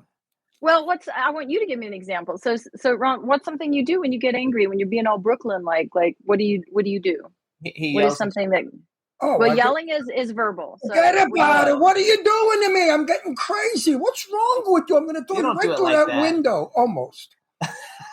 Okay, so you kind of do like these upward cup hands, like yes. Okay. So for you, that's what you do when you're angry. Right? Exploding. Okay. That's an expression of explosion. I'm exploding. Yes. All right. Yeah. So we'll call them explosion hands then. That's fine. Yeah. Because the thing is, it has to be something that you specifically do. Body language is universal, but what you pick out of that universal pot is unique to you. So I couldn't tell you to do a particular body language expression and have that be authentic and real to your acting performance. So what we do then is we say, okay, so if when you're angry, your brain sends a message to your body for you to do this kind of thing, right? So, okay. What most people don't realize and what body language coding is all about is that the same message that traveled from your brain to your body to make you feel, to show your anger and make you feel angry by doing this, the explosion, right? That message goes the other direction. So what that means is if you start doing this explosion gesture, after a time period, you're going to feel angry because your brain is saying, when we do this, we're angry. So we must be angry. And then what the brain does is floods your limbic system with chemicals and hormones, and it makes you actually feel angry. Maybe your breathing changes, maybe your heart rate changes. So you can't make that stuff happen on its own. So this is what I call body language coding, because you're taking on the physical manifestation of that emotion, and then it changes your physiological state. So you don't actually have to go out and relive live these experiences for real. You don't have to dig up old trauma. You can just code your performance and your body with these body language aspects that are going to tell your brain how your body should be feeling. Yeah, but in acting, you have to. Here, example, Brooklyn. Oh, I'm going to kill you. Protestant, Connecticut. I'm very angry with you. I'm really not enjoying this. Different. So when you act, you have to know the character, the location, where the character came from, what nationality the character is, and what kind of finances it has. I study my character. I make it come to real. I mean, I'm playing a landlord in a movie coming up now, and I'm not, because I get killed. I'm not certain how I'm going to play that landlord yet, because the script is a little wavy. But I know that once I shoot it, I'm going to play it like a landlord. I've never been a landlord. I've not a clue as to what a landlord feels, but I'll learn it. So I believe in what you're saying. What you tell the brain, the body does. There's no question about it. Yeah, and so in a situation like that, I mean, obviously, if you're playing a character that wouldn't be consistent with this sort of regionalism of the exploding hands kind of thing that you personally do, then you would just pick something else from your repertoire of body language that would be more well suited for that character, but still has the body coding aspect to be able to get that emotion. Exactly. So that's why you call it acting. You're a good coach. Science-based you know acting what? I method. should give your name to a lot of crappy actors I work with. All they do is read lines. You know, they stand there with their hands in their pocket. I want to vomit. You know, you're a human being. Humans don't stand there reading lines. They emote. Actually, oh God, I could. By the way, she's got a website, you guys. It's actingscience.com because on her website, she got a great website. It's very easy to navigate, and she does do classes, and you can sign up for classes, and you can do all kinds of stuff and I would to work with her. Sign up to her class if you're an actor. You can't go wrong. She's got the right beat. So some of the people, you know what you're selling. You're good. A couple of people, you guys, she because she works under NDA, she can't talk about a lot of the people that she's worked with, but 3 of them are on her website, so I know we can talk about them. And so she worked with Emma Stone, you guys, Academy Award winner. Love her. Quentin Aaron from The Blind Side, who we met at that bullying event from very sweet guy. The Blind Side, a great movie, and Damien McGinty, who was one of the guys on Glee. One of the singers on Glee, I think the last 2 seasons maybe or something like that. But anyway, big people. The method seems to be working, and because it's an understandable method. She's not teaching something that's way out someplace that you got to say, oh, that's bullshit. What she's talking about is so easy. It's simplistic. Your brain tells your body what to do. Am I right in what I'm saying? Yeah, absolutely. You know, science is something that we can really count on. And I think a lot of methods out there are just people's opinion. And what I like about this is that I'm able to tell people a particular aspect of it, like I just did with you two, and then say the scientific reason why that is true. Not just, oh, Faith likes this. You know, Faith likes this. Well, what if the next person doesn't like it? And I think you get so many actors that are so frustrated. And frankly, I don't blame them, because they're being told different things. They keep taking these casting director workshops, hoping to get discovered, which first and foremost should not be the way it's done. You should go to these workshops to learn, not to just get an opinion. But that's all it is. It's an opinion without any real substance a lot of times. There's some good ones out there, of course, as well. But a lot of times it's just they're going in and they're acting and then getting an opinion. I liked it. I didn't like it. Okay, but why? Break that down into scientific reasons. That's their insecurity. When actors pull that insecure stuff, I get bored to death. And I say to them, listen, Buster, you're going to be in the public eye, on film, on stage, or whatever. People are going to like you. People are going to not like you. People are going to think you stink. People are going to think you're great. So don't worry about what people think. Worry about what you think about your work. Can you improve your work? Did you do a good job? I never had an acting lesson. I've never gone to method acting. All I know is I read a book once about method acting, and I liked everything I read, and I agreed with it, and I use it. Yes, I do use things. I mean, there are times I think of my father when I have to be very strict. I just played a father in a movie not long ago, and I had to reflect to my father. A lot of actors don't have children, so they don't know what it's like to be a father. I have 2 daughters that I raised single-handedly. I'm in about 3 movies that they cast me only because they know that I know how to be a father. So you see, you do tap into real life experiences. So combine what you do and real life experiences, you're going to be a damn good actor. I always say that the method that is best is the method that works for you. Yeah. And Truth. I Yes, really like the idea that when you take, like people say, well, what is better about your method or whatever, and they get into like these little scuffles over it. And of course, I can quote all the science, and I can stand behind everything that I'm saying. But really, at the end of the day, the method that works best is the method that works for you. I look at what I teach as more as the grid, the framework that you can take and you can put in the different things that you are maybe responding to I love it. I in your love other it. training.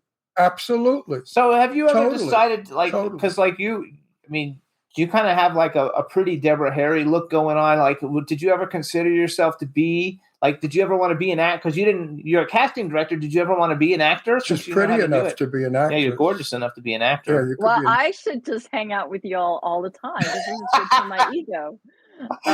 We don't do ego here. Trust me. Yeah, if you were ugly, we wouldn't say shit. This show our show is so honest. That's why we love it. People love our show because we talk the truth. Yeah, if you were ugly, we wouldn't talk about it at all. No Hollywood bullshit here. I told Jimmy that I will not do this show for 14 years if I have to kiss ass, blow smoke up everybody's ass, and humor them. I'm not a psychiatrist. Let them go to a shrink for that. You really are beautiful. You're beautiful. You're intelligent. You're well spoken. You could be anything you want to be. Am I right? Which she is. No, she could be anything she wants to be. Thank you very much. No, I really haven't ever wanted to do that. It's funny though, because it seems like every project that I cast, the director wants to put me in the movie, and I say no, I don't act. And I see actors struggling to get parts, and I think, gosh, all you have to do is become a casting director, and they offer it to you. No, you photograph well. You look like Gene Simmons with blonde hair. Do you know who Gene Simmons is? Not Gene Simmons with this. No, Gene Simmons, movie actress. Do you remember? She was an English actress, Gene Simmons. Well, I am British. Married so, to Danger. Gene Simmons, a very beautiful actress. If you had black hair, you could look like Gene Simmons. I love it. You. I might next week. You never know. Hey, that's right. Tell me, how many times you're married? Because you opened that door. Oh, right. Well, 3 times, and then engaged twice after that. So what I figured out is that you don't always have to say yes. Yeah, there you go. Hey, that works. Just because they ask doesn't mean to say you have to say yes. But then, I joke about it, but as a detection expert, it's not that easy to be in a relationship because in day-to-day life, like I said, we lie 81 times per day. My thesis work was on the different types of lies. So there's 13 different types of lies. We can go through a few if you want, but think about that, so I'm interacting someone in my house, in my space that I'm aware is lying on a regular basis. And them really well, because one of the things you want to do in deception detection is you have to baseline a person. You have to see what's normal for them. So, it takes just a few minutes to figure that out. And now you're living with them. And now every single thing they do, like the back of your hand, and when they're lying and how they feel about the lie. And so I would try to talk to them and say, I can see that maybe that's not exactly how things worked or how it happened. And would you like to talk about that? And it was just really difficult. Oh my God! So hey, wait, no, my turn. My question. So no, this is important because so before I was with Ron, I was with a psychologist for 25 years. Oh God! And nobody wanted to talk to him ever. I mean, he was all messed up anyway. But everywhere we went, everybody felt like he was like analyzing them. And if I would imagine the same thing would work for you, like not analyzing, but everybody, if they know you're a detection expert, they're probably like afraid to talk to you. Yeah. Well, yes. I actually never get asked out. And that may, you just said how beautiful I am, but I never get asked out. And I think that might have something to do with what I do. Guys are afraid to ask how beautiful women. My daughter was first runner-up in the Miss America Eastern Division. She's gorgeous, blonde, green eyes. Men don't ask her out. And if they talk to her, they have the balls to talk to her. They say, gee, you're really nice. You're not a snob at all. Because they think beautiful women are snobs. Okay. Yeah. There's a bias. I believe that culture has a lot to do with lying. I was raised very Italian. And in our household, and in all the Italian households I know in Brooklyn, we did not like liars. Anybody that lied was in trouble with us. And we were taught from young, tell it like it is. Be honest. Don't bullshit anybody. Don't lie. And that's why my personality is such. I doubt I lie 81 times a day. I don't think I have enough going on to lie about 81 times a day. I lie? On Facebook, I don't lie. I give advice and I tell the truth. All my friends laugh at me. Sean Kanan made a joke the other day. He said, oh, Ron, beware of what he says, as a joke, because he'll tell you the truth. I believe in truth. I believe lies are damaging and lies are found out. In the end, you'll find out who's a liar. So it's easier to tell the truth and not have to worry, gee, what did I say? I said that last week. I forgot what I said. Now I can't say it again. Who the hell wants to live like that as a liar? So I think also probably talking about like because as a kid, they grow up and your parents tell you there's such a thing as a white lie, that you don't want to hurt somebody's feelings. So our house there was no such thing as a white lie. My house there was such a thing as a white lie. A lie. My father would always say to me in Italian, "La verità." The truth. But the white lie might make up a lot of the 81% of. I mean, a lot of the. Wait. Let me ask you: do I lie to you all day long? Tell the truth. No, he doesn't lie all day long. That's why we get into fights, because he tells me the truth. And he gets offended. Now you want to talk about body language? I do that. When Jimmy's mad, he does this.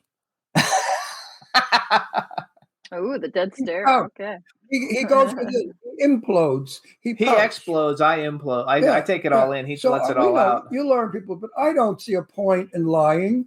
So let her respond to what you're saying. I mean, I don't get it. Well, thou protest a little bit too much about now, my friend, because you've gone on and on and on about this. By the way, I'm going to ask Faith, how many times a day do you lie, and what do you lie about? Well, I'm sure that I also lie, and like you, my intention is not to lie. But I think it's important to understand what some of those lie categories are. So let me explain one that you might find fascinating. Remember, we're talking about deception detection. And so we're talking about body language reading. So your body is always going to tell the truth when what you're processing in your brain is contradictory to whatever the circumstance is. Your body's going to show that. So one category of lies that the body will show as a lie is what I call the future lie. And the future lie is when you say, I will never leave you. I will never cheat on you. I'm going to work out tomorrow. Your brain doesn't know that for a fact. And so it's going to show and read that as a lie. Do we think that's a bad thing to do and say, well, it's our intention. We'd really like to not cheat on our spouse, right? That's a good intention. All the time to him. Mm-hmm. Yeah, but it's actually a lie. It's actually a lie. As far as your brain is concerned. Oh, I do know that. No, you don't. You believe you know that, but your brain does not know that. I don't want to get into it, but yeah. Okay. Yeah. But like moralistically, you don't want to do that. So that is your intention. And the intention is honest. I do lie because I just said a lie yesterday. We got brand new, beautiful area carpet for the room we're in now. Gorgeous area carpet. But we have a beautiful little dog, Brandy girl, who likes to eat carpet. She chews holes in carpet. So I said to Jimmy, if she eats this carpet, I'm going to bring her right to rescue and give her away. Now, that's not true. That was a big fucking lie, trust me. I wouldn't give my dog up. My little white girl, my little boy. Look at my little boy. He's so cute. Astro, say hello. Let me see the dogs. Say hello. The other one's too big to pick up. Faith, how are you, honey? Isn't she pretty? Say hi, Faith. Oh. I would never give my dog up. So that was a lie. You're right. We do lie stupidly. We lie in weird ways. Yeah, yes. We lie in weird ways. Yeah. I find it sometimes, and a lot of our lies are subconscious as well. So we don't even know that we're doing it. Like we say things that that are going to read as a lie just because our brain just doesn't have the data. We take in 200 trillion bits of information a second, but our brain actually only processes on a conscious level 2,000 bits per second. So all that other stuff, that can be a lot of lies that we're telling ourselves. That can be a lot of data that we're just not processing. That's do you think fascinating. Do you think I am stopping all sugar completely now? I'm not ingesting any sugar at all, and I've done this now for about 4 days. I'm having difficulty.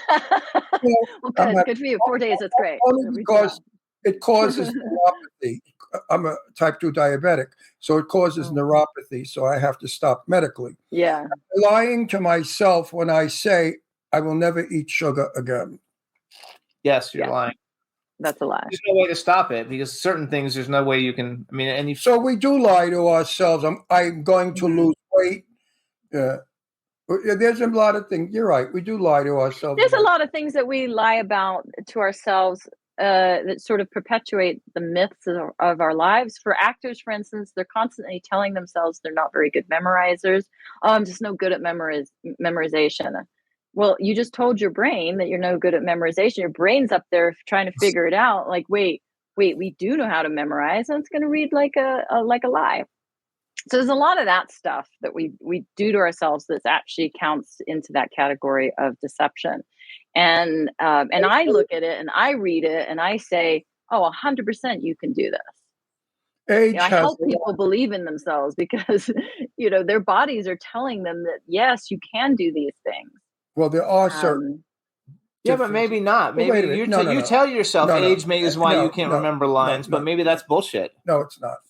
The brain at 82 years old doesn't function as well as at 25. But if you continue to reinforce that, your brain is like a well-trained dog. It'll do what you say. It will. I like that. I agree with you. Mm-hmm. I couldn't train any of my husbands, but I can train. No. Mine has a lot to do with medical because type 2 diabetics will, because of the sugar damage, have some dementia or loss of brain cells. We know that for a fact. I agree with you, Faith. I agree with you, but no, wait a minute, Jimmy. You know me. I'm not a defeatist. I know, but I've actually seen you memorize lines, and then when I give you the little cue, you know the line. You actually can do it, but if you didn't tell yourself, but from you to the set, I forget it. I work with an earplug. Jimmy feeds me my cue lines, and they go in my earplug, like Johnny Depp does, and Brando and Meryl Streep. They all do it. De Niro, not Brando. Marlon Brando. He doesn't do it anymore. Marlon Brando. Don't tell actors this, because unless they are those famous actors, they're never going to get away with using an earpiece. That's true. It is. There are definitely medical conditions that affect memory, but there's also this thing called neuroplasticity, which is the brain's ability to repair itself. And there's more and more research coming out every day about this. Through correct nutrition. Is that right? Is he right? Like, how do you fix your neuroplasticity? If you eat correctly and stop the poison. Let her tell me. I want to tell her. Yes, definitely. Things like love you. We're on the same page. Yeah, things like getting quality sleep. I don't think historically we've really spent enough time talking about the importance of quality sleep. Most Americans have sleep apnea, if not severe sleep apnea, but we really don't treat it. So that, for example, your health and nutrition, your balance, your hormones, all of those things are definitely key factors. But the one thing that really builds neuroplasticity more than anything else is fantasy. And so you're like, oh my God, what the heck is she talking about? So the brain is designed to do two things. It's designed to survive and evolve. And we have to survive in order to evolve. And so we spend a lot, if not most of our days in a state of our brain, which is survival mode. So survival mode is not going to create neuroplasticity. The evolutionary mode and functions of our brain is going to recreate brain cells and new neural pathways. So how do we get from going from survival mode into evolutionary mode? is fantasy. This is why we enjoy entertainment so much, because essentially what it's doing, it's giving your brain a break, sort of a spa day of, look, we're not going to worry about surviving. And right now we don't have to evolve. So just kick back and relax. That's why we like entertainment. That's why we like to go to the movies. That's why we like music. That's why we like dancing. These things, this time for fantasy, which frankly, a lot of cultures around the world really encourage that. They encourage the arts. They encourage, I live part-time in France, and, we take time with our meals. We take 3-4 hours sometimes eating our meals and socializing with our friends. That is the break that our brain needs. During that fantasy mode, if we are reinforcing myths such as I can't memorize, or I'm too old to memorize, or I'm not good enough, or I'll never be famous, or any of these things during that time period. I don't see. Go ahead. No, let her finish the thought. No, though. I'm just saying.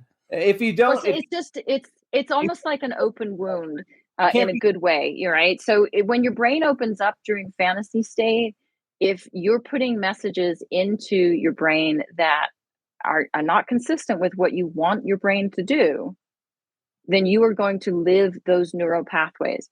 If you think of the brain as a mountain, and when it rains, think of that as your stimulation in your life. You carve these pathways down the mountain from the water going down the mountain. Same is true with your brain. So as you live life, you create these neural pathways that become then the blueprint of your life experience. If you experience those things, you reinforce those things over and over and over again, what happens is that you get this data, and it could be completely different data, but it's going to pass down those paths of least resistance. So it's going to go down those neural pathways because you've done it before. I always hear people say, I just keep attracting the same bad people into my life. That is because you are not changing anything. You're just the path of least resistance. You're just continuing to do the same thing over again. So the only way, so when it rains, it's going to go down those same paths that have been carved into the mountain. The only way to get new neural pathways, i.e. neuroplasticity, is to overstimulate. So in other words, a monsoon of rain down that mountain that will force new neural pathways. I love it. That's what you have to do with your brain. And if you're just reinforcing the myths of your life, then you're going to stay there forever. I love it. I think Very good, very good. Well, how do you account for walking into a room and forgetting why you went into that room and what you were looking for? It could be that you have an overactive mind. So in other words, in the time that it took you to walk from one room to the other, you had a billion thoughts. Maybe you wrote a scene in a movie. Maybe you, decided 3 great ideas that you were going to utilize this week. It could actually be not a lack of memory, but an overactive mind that is looking for a spa day, if you will, is looking for the evolutionary path to take. I think that we take those kind of experiences and we automatically think that they're bad. I can't remember. The cat darts out of the room like they have a mission, but you can't remember why you're there. It doesn't really matter so much why you're there as it does what you were thinking about while you were getting there. So there's 2 very different ways of looking at that. This morning, I was trying to make coffee, and I had a bit of difficulty with it because as I was making the coffee, I said to Jimmy and myself, I wonder if my daughter Deirdre landed in London yet, because I haven't heard from her, and I was worried. Mm-hmm. She's traveling alone from London, Scotland, and Ireland, and I'm a little bit concerned about a girl alone in those countries with the problems they have politically. So she'll be fine in Scotland and England. Yeah, she'll be fine in most of Ireland. So I am very, very involved right now with her well-being, and I have 2 scripts to memorize, and I decided not to do it today because I'm not going to have the focus. My focus is until I hear from my daughter. Is that normal or not? That's actually not only normal, but smart. I think a lot of people don't realize that memory and recall are 2 different things. So what I would advise you to do is to look over your scripts and then put them away. Because you're focusing on something else today, and just allow yourself to have that time. I love it. I call it priority thinking. That's my for it. No, I do. I call it priority. Jimmy said, how come you didn't do it? I said, because it was not priority thinking. I have priority over something more important. And that's my problem. I put the important things before the less important. Is that okay? Yeah. I mean, that's probably why you can't remember why you walked into the room, because the thing in your head became more important than the thing in the room. That's right. So I just want people out there to know that a lot of people think it's the beginning of Alzheimer's or dementia. It's not necessarily. It could be, but it's not necessarily signs of dementia or Alzheimer's. Okay, hang on, because we've only got like a minute and a half. I love her. I want her.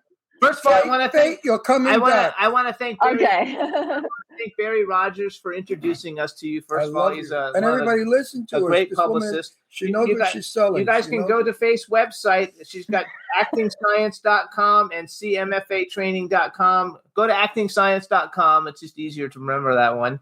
Her Instagram is Communication Method for Actors. So follow me on Instagram. That's the algorithm is against me. Yeah, the algorithm. I don't do enough pointing and dancing. Me neither. Where you teach in LA? No, she's in. I don't teach in LA. I teach online, so I teach everywhere. Online. And then I'm going to give you a name to a couple of young actors that ask me for advice. I'm going to turn them on to you because you say that would be great. You say the same thing I say. Yeah, we're speaking the same language. I just put the science behind the cool things you think about. If it's not here, it'll never get to the screen. Mm-hmm.